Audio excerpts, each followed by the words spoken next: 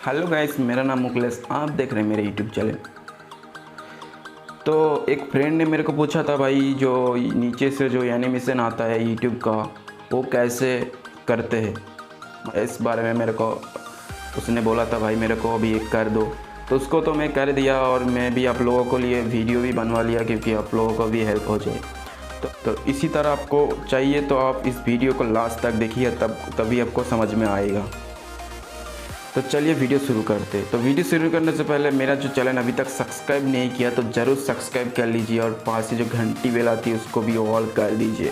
तो वीडियो अच्छा लगे तो एक लाइक कीजिए, नहीं लगे तो आप डिसलाइक कीजिए, ये आपका मैटर है।